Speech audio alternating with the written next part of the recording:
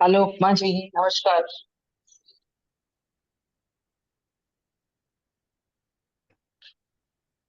चलिए।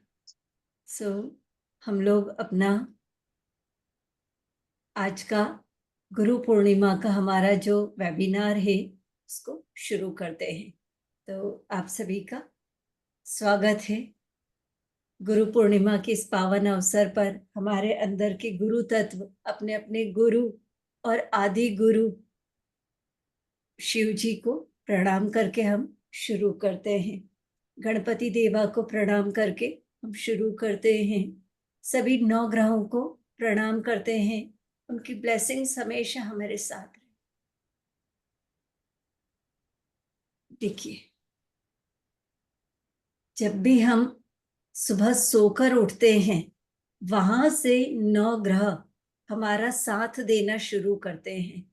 रात को जब हम सोने जाते हैं और जब हम अपनी नींद की अवस्था में रहते हैं तब भी नौ ग्रह हमारे साथ रहते हैं। और यही नौ ग्रह जब चैतन्य अवस्था में हमारे साथ होते हैं, तब जब हम अपनी स्पिरिचुअल जर्नी कर रहे होते हैं, यानी कि पूजा पाठ मंत्र चैंटिंग कर रहे होते हैं, तो वो एक अलग चीज है। पर सारी चीज घूम फिर के नौ ग्रहों में समाहित है। नौ ग्रह से आपको भगवान मिलेंगे, नौ ग्रह से आपका शरीर है, और यही नौ ग्रह से पंच तत्व है, पंच तत्व से बाकी की सारी चीजें हैं। मतलब गोल गोल घूम कर या तो आप पंच तत्व या फिर एक हमारे आदि गुरु भगवान शिव, उसमें सब कुछ है। तो हम यही से शुरुआत करेंगे कि जो हम आज गुरु पूर्णिमा की बात कर रहे हैं, तो ये गुरु पूर्णिमा क्यों बना आज का दिन, क्यों इसको इतना ज्यादा महत्व दिया जाता है।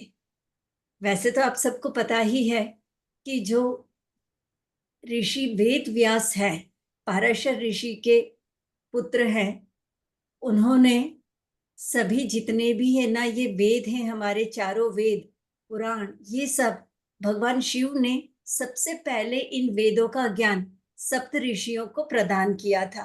सप्त ऋषियों को जब ये वेदों का ज्ञान प्रदान किया था तो ये लिपिबद्ध नहीं था, यानी कि लिखा हुआ कहीं नहीं था, क्योंकि ओरली भगवान शिव ने ऋषियों को दिया, ऋषियों से लोगों को मिला करा उस तरह से।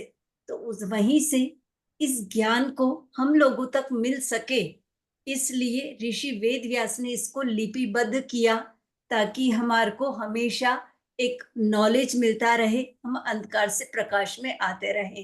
गुरु का मतलब भी यही है कि अंधकार से प्रकाश में जो हमें लेकर आए, जो हमारी स्पिरिचुअल ग्रोथ करे, वही हमारा गुरु है। तो यहाँ से ये हुआ, और इन्हीं वेद व्यास के नाम से यह गुरु पूर्णिमा या व्यास पूर्णिमा के नाम से मनाया जाता है। ठीक है। अब हम आते हैं एस्ट्रोलॉजिकल एस्पेक्ट पर। सो एस्ट्रोलॉजिकल एस्पेक्ट में जुपिटर जो प्लेनेट है, जिसको हम कहते हैं देवगुरु बृहस्पति, देवगुरु बृहस्पति सभी नौ ग्रहों में सबसे जेनरस प्लेनेट, बहुत ही उदारवादी ग्रह माना जाता है देवगुरु बृहस्पति को। जब देवगुरु बृहस्पति के बारे में बात करते हैं, तो अगर हम अपने बर्थ चार्ट को देखें तो हमारा आध्यात्मिक विकास, मैरिटल हैप्पीनेस, वैवाहिक सुख, बच्चों से रिलेटेड सुख, संतान सुख यानी कि संतान होना और उनसे खुशियां मिलना, लीवर, प्रॉस्पेरिटी, धन संपत्ति, ये सारी चीजों हम जो करते हैं एनालिसिस, वो गुरु से ही देखा जाता है। अगर हमारे बर्थ चार्ट में जुपिटर प्लैनेट वेल प्लेस्ड है तो हमारे को वो चीजें उतनी ज्यादा अच्छी मिलेगी। और अगर हमारा गुरु ग्रह ठीक जगह पर प्लेस्ड नहीं है तो फिर हमको ये सारी चीजें उतना जैसा चाहिए वैसा नहीं मिलेगी। हमारे जो थॉट प्रोसेस है, विचार शक्ति जिसको कहते हैं, सोचना समझना निर्णय लेना, ये सब भी हमारे जन्म के गुरु पर निर्भर करता है। इसीलिए रोजाना डेली बेसिस पर हमको गुरु का उपाय करते रहना चाहिए, और ये हम नॉर्मली सब लोग करते भी हैं। जैसे व्हेन वी आर डूइंग पूजा, मंत्र चैंटिंग, या जब वी आर कीपिंग एम्पैथी, मतलब हम किसी के लिए एक समानुभूति सहानुभूति रखते हैं कि कोई परेशान है तो उसके बारे में सोचना, यह सारी चीजें भी गुरु के प्रैक्टिकल उपाय हैं। और गुरु का जो सबसे बड़ा उपाय होता है वो होता है ट्रस्ट रखना, दूसरे पर विश्वास रखना, पॉजिटिव सोच, सकारात्मक, कि कोई सी भी परिस्थिति है, हमें अपने इष्ट यानी कि भगवान पर भरोसा होना कि वो हमको इस परिस्थिति से निकालकर दूसरी एक जगह पर लेकर जाएंगे। वो जो हम कहते हैं ना कि अपने भगवान पर, अपने इष्ट पर जो ब्लाइंड ट्रस्ट रखते हैं, दैट ट्रस्ट इज जुपिटर। तो जितना अच्छा हमारे बर्थ चार्ट में जुपिटर की पोजीशन होती है, उतना ज्यादा हमारा ट्रस्ट होता है। हमको ये रहता है कि हाँ, भगवान है, वो हमें गाइडेंस प्रदान करेंगे, कोई ना कोई परिस्थिति हमारी चेंज करने के लिए सॉल्यूशन सामने आएगा और चेंज होगी ही होगी स्थिति। अब जुपिटर ने तो आपको वो थॉट प्रोसेस, वो चेंज करने वाला बदलाव, वो सारा विश्वास आपके अंदर भर दिया। पर हमारे अंदर जो हमारा कई जन्मों का डेटा रहता है, data means what you had done in your past lives, because there are many past lives. हमारी एक दो नहीं, कई सारी पास्ट लाइव्स होती हैं और उन सब की मेमोरी हमारे सबकॉन्शियस माइंड में होती है। और एस्ट्रोलॉजी में हम उसको चेक करते हैं through the position of Rahu Ketu.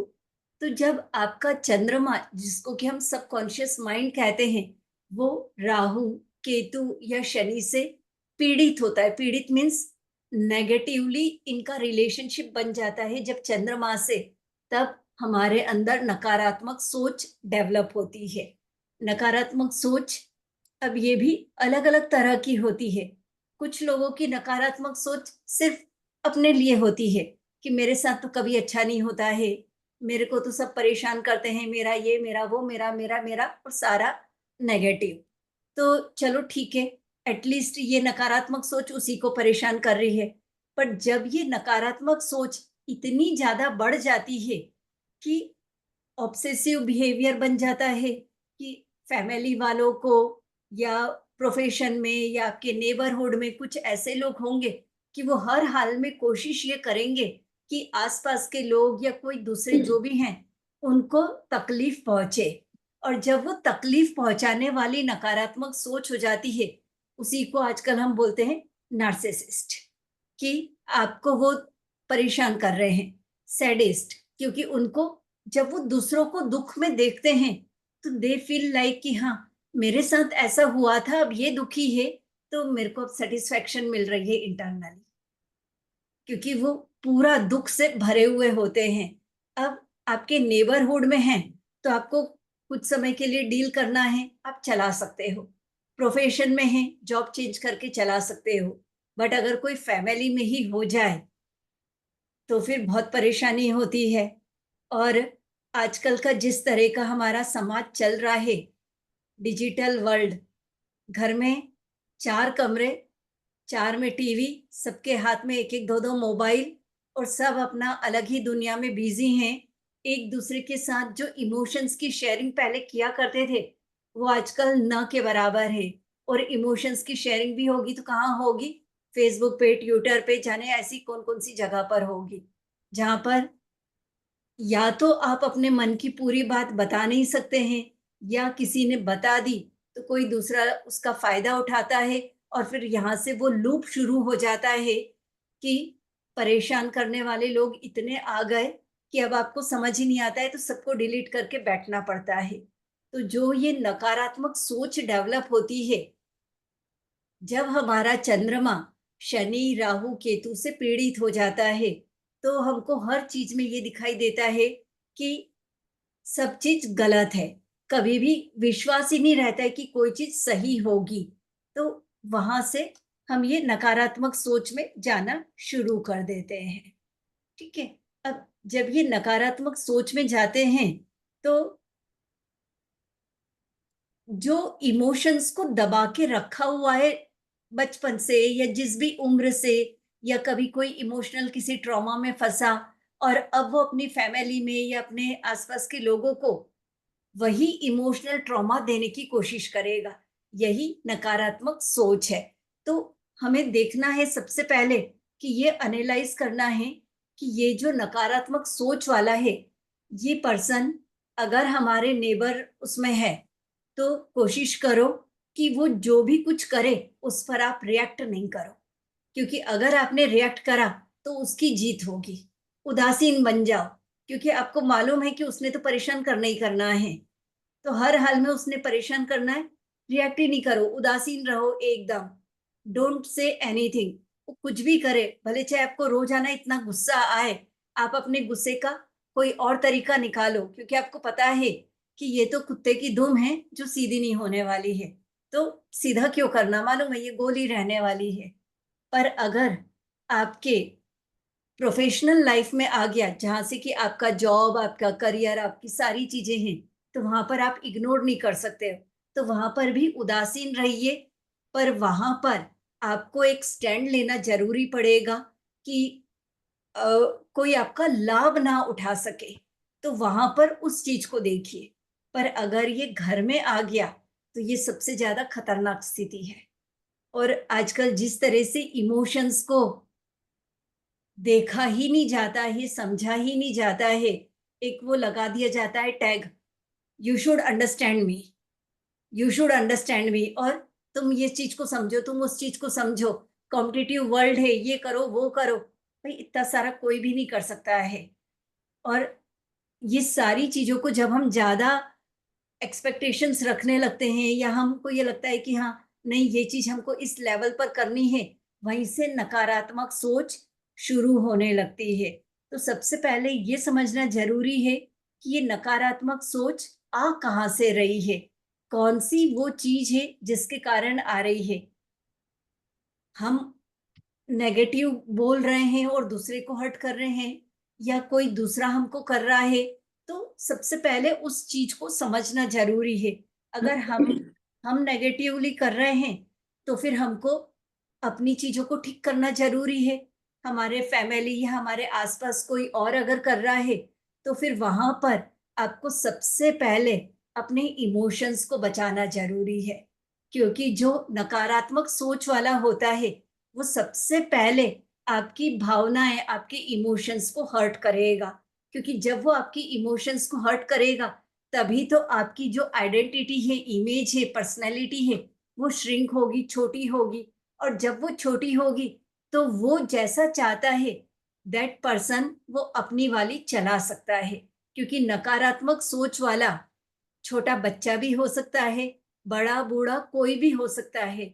और नकारात्मक सोच वाले जो व्यक्ति होते हैं, ये सबसे ज्यादा इंटेलिजेंट होते हैं।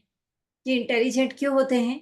क्योंकि ये कॉन्टेक्ट्स कोई भी देखते नहीं है, ये सिर्फ कंटेंट तैयार करके रखते हैं।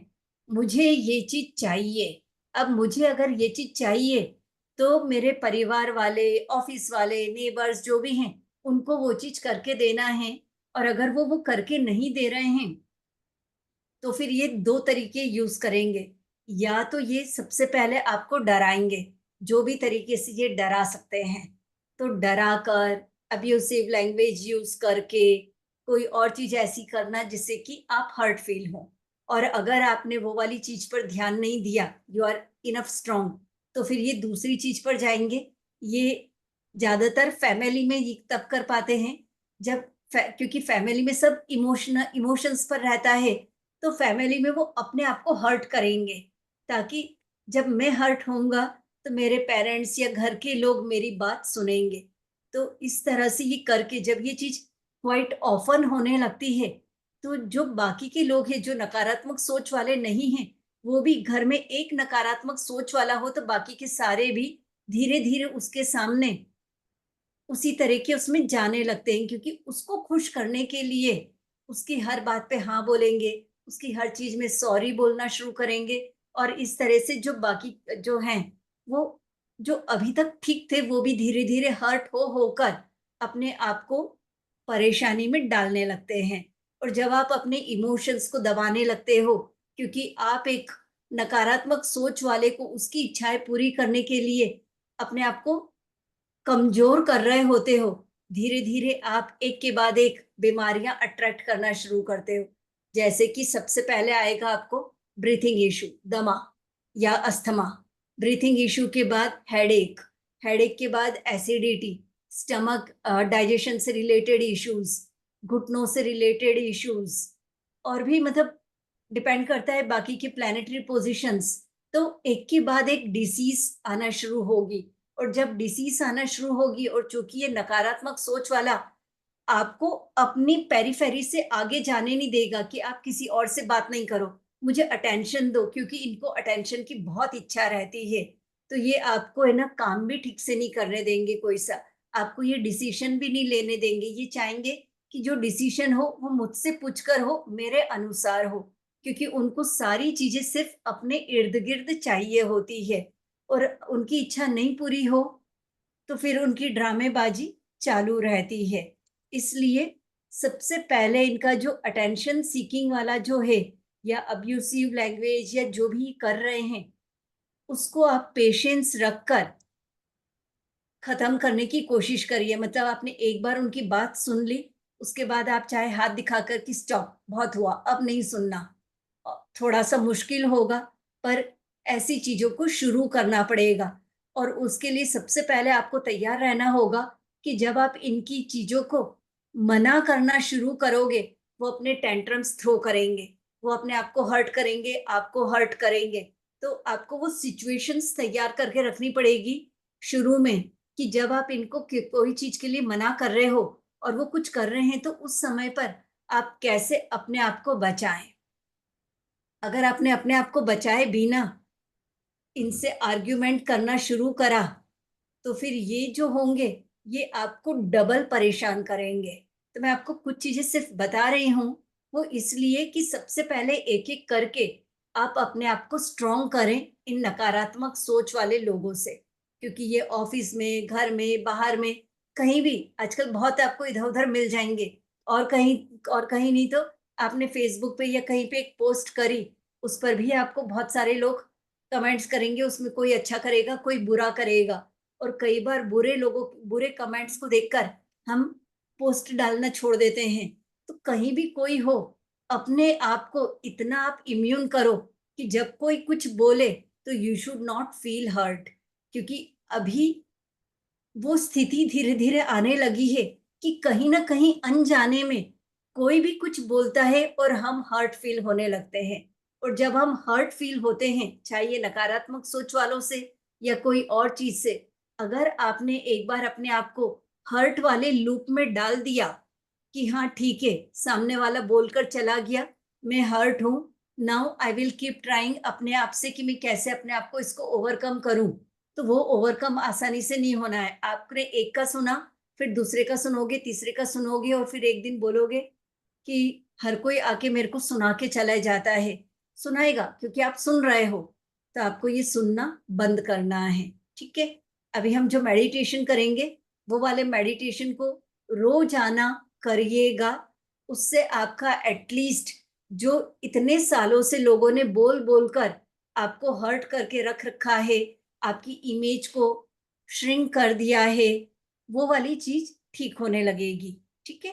तो एक हम ये वाली चीज करेंगे, अपने इमोशंस को बचाएंगे। और अपने इमोशंस मतलब कि आप अपनी भावनाओं को, अगर आपको कोई चीज किसी के साथ शेयर करनी है और आप किसी को बोल नहीं पा रहे हैं, तो लिखिए और फिर चाहे उसको फाड़ दीजिए, पर अपने इमोशंस को एक्सप्रेस करिए। उसका कोई ना कोई तरीका निकालिए जरूर। चाहे कहानी के फॉर्म में लिखिए, चाहे ऐसे ही आप लिखिए, फाड़कर फेंक दीजिए, या जिस पर आप ट्रस्ट करते हैं उनके साथ शेयर करिए। पर अपने आप को सिचुएशन और लोगों से हर्ट होने से बचाइए। क्योंकि यही सिचुएशन और यही लोगों की हर्ट करने की चीजें आपको बीमार भी करती है, और आप पैसों से भी परेशान होते हो। क्योंकि अगर आपका न्यूरॉन्स, जिसको कि हम सबकॉन्शियस माइंड कहते हैं, ये अगर इसको एक आदत पड़ जाती है ये देखने की कि हाँ ठीक है, कोई भी मेरे को कुछ बोलकर जा रहा है, कोई भी कुछ कर रहा है, तो आपके अंदर वो एक जो चैतन्यता होनी चाहिए कि हाँ मेरे को आगे बढ़ के सफल होना है, आप उसमें भी वो उपाय ढूंढने लगते हो कि अच्छा ठीक है, मैंने अपनी तरफ से कोशिश करी पर मेरे को सफलता नहीं मिली, शायद मेरी किस्मत खराब है, शायद ये है। नहीं, आपकी कोई किस्मत खराब नहीं है। आपने दूसरों को अपना लाइफ का, अपने हार्ट का रिमोट दिया हुआ है। तो अपनी लाइफ का, अपने हार्ट का, हृदय का रिमोट अपने हाथ में रखिए। न कि नकारात्मक सोच वाले, न किसी सिचुएशन को ये दीजिए। उसके लिए आपको मेहनत करनी पड़ेगी, एक एक करके स्टेप्स उठाने पड़ेंगे। नहीं तो बहुत सारी सिचुएशंस रहती हैं कि जहां पर हम बोलते नहीं हैं, लोगों को वो दे देते हैं कि हाँ ठीक है, उनको जो बोलना है, जैसे करना है, वो चलती रहती है चीजें। ठीक है, तो सबसे पहले आप उन चीजों को नोट करिए, जो चीजें किसी के कहने पर या कोई परिस्थितियां हैं जिनसे कि आप ट्रिगर हो जाते हैं और अचानक से आपकी एंजाइटी बढ़ने लगती है। उनको सबसे पहले नोट करिए। या आपका हेडेक का या कोई और चीज जो आपको परेशान कर रही है। और अगर नकारात्मक सोच वाले ज्यादा लोग हैं तो उनकी बातों का, उनका जो भी वो कह रहे कर रहे हैं, किस तरह से रिएक्ट कर रहे हैं, आपको फिजिकली परेशान कर रहे हैं, इमोशनली परेशान कर रहे हैं, उन सारी चीजों को नोट करिए। और उसको ठीक करने के लिए आप कुछ उपाय करिए, मेडिटेशंस करिए। ठीक है। दूसरा, अगर घर में ही कोई नकारात्मक सोच वाला है और आपको लगता है कि आप उसको ठीक नहीं कर सकते हो, तो सबसे पहले अपने आप को फाइनेंशियली इंडिपेंडेंट बनाइए। क्योंकि जब आप फाइनेंशियली इंडिपेंडेंट बनते हैं, उसके बाद ही आप कुछ स्ट्रॉन्ग स्टेप्स ले सकते हैं। अदरवाइज स्ट्रॉन्ग स्टेप्स लेना थोड़ा सा मुश्किल हो जाता है, क्योंकि आप डिपेंडेंट हो, सामने वाला सुनाते रहता है। तो इसलिए अपने आप को फाइनेंशियली बनाइए। क्या काम करके बना सकते हैं, किस तरह से कर सकते हैं, उन चीजों को देखिए। ठीक है। तो ये कुछ चीजें हैं जो नोट करके आप अपने आप को बचाने का कार्य करिएगा। ठीक है। अब हम करेंगे एक मेडिटेशन। उसके लिए पहले अगर आसपास पानी हो तो पानी पी लीजिए थोड़ा सा। और ऐसी जगह बैठिए जहां पर कि आप अपनी स्पाइन को, मतलब पीठ को स्ट्रेट रखकर बैठ सके। फिर हम करेंगे एक छोटा सा मेडिटेशन। ठीक है। और इस समय पर कोई हिलना डुलना खुजाना ये वो नहीं करेंगे। तो आप 1 मिनट 2 मिनट ले लीजिए जहां पर कि आप आराम से बैठ सकते हैं। आपको कोई तकिया चाहिए, कोई और चीज चाहिए, कुशन वगैरह, वो ले लीजिए। ठीक है।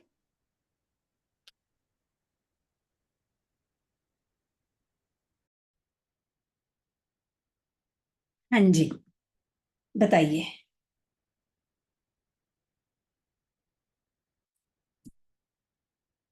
कुछ पूछना या बताना है इस मेडिटेशन, या जो पहले चीज बताई उसमें कुछ बोलना है, पूछना है? उपमा अभिनय जी, जी। मैं आपसे एक हाँ चीज बोलिए। पूछना चाह रही हूँ। हाँ। जैसे खुद कई बार अपने में इतनी नेगेटिविटी होती है, दूसरा नहीं, आप भी हाँ। हमेशा माइंड माइंड उल्टी बातें सोचता है। तो हाँ। उस सिचुएशन को कैसे कट किया जाए, वो थॉट्स कैसे काटी जाए? मेडिटेशन करके, जैसे ना, अगर हमारा अपना ही है कि बहुत ज्यादा हम नेगेटिव सोच रहे हैं, तो आपको उसका वो देखना पड़ेगा ना कि वो कौन सी चीजें जिनको आप नेगेटिव सोच रहे हो। आप अपने हेल्थ को लेकर, because of concern of the family, या खाने को लेकर, किस चीज को लेकर, और फिर उस पर आपको काम करना पड़ेगा। हाँ? जैसे फॉर एग्जाम्पल, हमारे को कोई एक हेल्थ का कंसर्न है, तो और हमको वो लगातार लगते जा रहे कि अरे ये तो ठीक ही नहीं हो रहा है, कहीं ये मेरा सर्जरी में कन्वर्ट नहीं हो जाए। या फाइनेंस को लेकर कि मेरे को तो सोर्स ऑफ अर्निंग ही नहीं आ रहे हैं, मेरा कोई काम ही नहीं चल रहा है। क्योंकि इन दो चीजों को लेकर मोस्ट ऑफ द लोग नेगेटिव होते हैं। तो उसको ओवरकम करने के लिए हमको फिर उसमें प्रॉपर एक वो करना पड़ेगा कि हमारे को या तो एस्ट्रोलॉजिकल एनालिसिस करें, या फिर हमें ना जो अफर्मेशंस होते हैं, मंत्र चैंटिंग होते हैं, उनके थ्रू अपने आप को पॉजिटिव करें। और जो चीज आपको परेशान कर रही है, उसको जस्ट आप रोजाना वो कहेगी, एक कागज पर लिखकर एक कटोरी में पानी लें और उसमें उसको डाल दें कि मेरा ये वाला कंसर्न डाइल्यूट होके निकल रहा है। और कागज को थोड़ी देर उसमें डाइल्यूट होने दें, फिर कागज को डस्टबिन में फेंक दें और पानी को सिंक में। ठीक है। ठीक है, ठीक है, thank you. Thank you. Upma ji, हाँ। मैं अभी यही सोच रही थी, चाहे कैसी परिस्थिति हो, कुछ भी हो, but we are so blessed कि we have a guide like you. मतलब मुझे यही सोच के I am getting emotional thank you. कि देखिए, रास्ता दिखाने वाला भी ऊपर वाला भेजता है। Thank you. Thank you. तो हम जो भगवान से मांगते हैं, भगवान कहीं ना कहीं से वो अरेंज करते हैं ना। जी सर, जी मैम, जी। नहीं, दैट वे आई मैं खुद को बहुत लकी मानती हूँ, मतलब आपको भी मालूम है, बहुत लकी मानती हूँ। लेकिन हाँ कभी कभी ये लगता है ना कि आप इतने अच्छे रहो और फिर, बट ठीक है, वो उनका कर्म है, लेकिन कहीं ना कहीं इंसान तो है ना उपमा जी। हाँ हाँ, तो होता है, कई सारी हाँ, चीजें होती है। ये हाँ। जो आज मैंने चीजें बताई ना, इनको करिएगा, और ठीक हो। उससे देखिए, मैं सच बताऊं, ऐसा नहीं कि वो मेरा कोई नुकसान कर पा रहे physically, emotionally, mentally, because I have given them away. But problem, मतलब बुरा ये लगता है कि फाइनेंशियली इतना मेहनत करने के बाद में ना, अनायास आपके पैसे खर्च हो रहे हैं कहीं और। हाँ हाँ वो थोड़ा सा फील होता है कि मतलब आपके जो पैसे हैं वो अननेसेसरी अलग चीजों में जा रही है। आप अपनी चीजें बेच रहे हो, आधे चीजें उसके आपको मेंटेनेंस और फलाना ढमकाना क्लियर अप करने में चला जा रहा है। तो हाँ it is a monetary thing and I think it is not, कोई मतलब नहीं होता उन चीजों का, बट कहीं ना कहीं पिंच तो करता है। हाँ, रहता है। अभी हेलो जी आप उपमा कुछ जी। बोल रहे, हाँ हाँ, बोलिए बोलिए। हाँ हैप्पी हाँ जी, पूर्णिमा। हैप्पी आपको भी पूर्णिमा। आपको भी आपके आपको भी बिना गुरु हमारा कुछ नहीं चलता है, आप नहीं होते तो हमारा जीवन ही नहीं चलेगा आगे। थैंक यू सो मच चलेगा। For being thank with you. Us and thank you for doing everything for us. Thank you ma'am, thank you जी।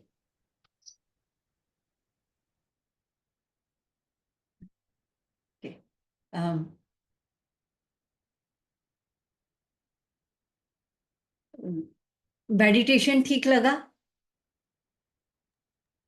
हाँ जी, मेडिटेशन बहुत बहुत अच्छा। बढ़िया उपमा जी, बहुत ही बहुत अच्छा बढ़िया। लगा।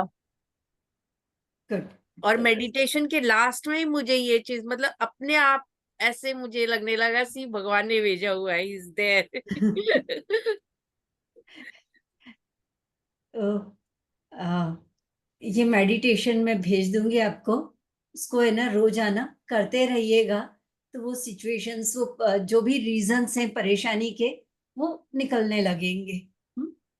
और ध्यान रखिएगा, ठीक है। जी उपमा जी। पामिला जी, आप कुछ बोलना चाहते हैं?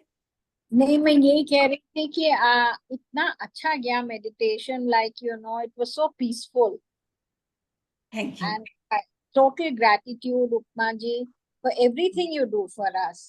Thank you so thank you. much. Thank you. Thank you. चलिए, ओके। सो और कोई क्वेश्चन तो नहीं है? और कोई क्वेश्चन या sharing you want to do?